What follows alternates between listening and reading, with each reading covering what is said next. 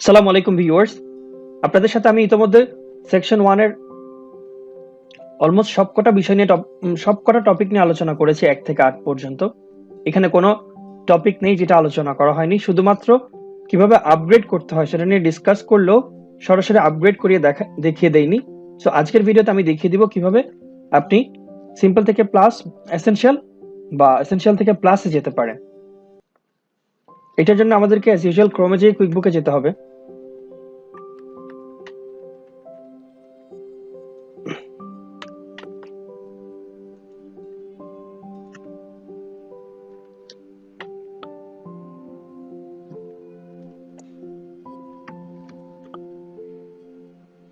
কুইকবুকে log in করলাম। Log in করার পর আমি অনেকগুলো ওয়ে দেখিয়েছি, যেমন এখানে ক্লিক করে বা এখানে যে পারচেজ অর্ডারে ক্লিক করে অথবা অ্যাকাউন্টস এন্ড সেটিং এ যেয়ে বিলিংস এন্ড সাবস্ক্রিপশন ট্যাবে যেও আমরা আপগ্রেড করতে পারি।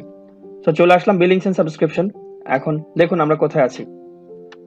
এখন আমাদের কারেন্ট প্ল্যান হচ্ছে কুইকবুকস এসেনশিয়াল, অর্থাৎ আমরা কুইকবুক এসেনশিয়ালটা ইউজ করছি। আমরা এখন আপগ্রেড করব যেন আমাদের জন্য পিওটা ওপেন হয়ে যায়, প্লাস বাজেটিংটা ওপেন হয়ে যায়।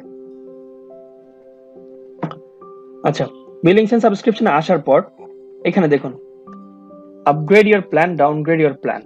সো আমরা যেহেতু আপগ্রেড করব, আপগ্রেডে ক্লিক করলাম।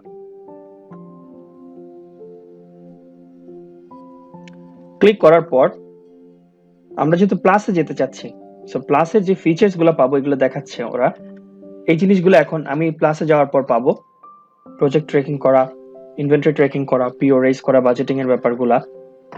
সো আমি প্লাসে যাওয়ার জন্য চুজ প্ল্যানে ক্লিক করব। চুজ প্ল্যানে ক্লিক করার পর কিছু করতে হবে না, শুধু গেট স্টার্টেডে ক্লিক করবেন।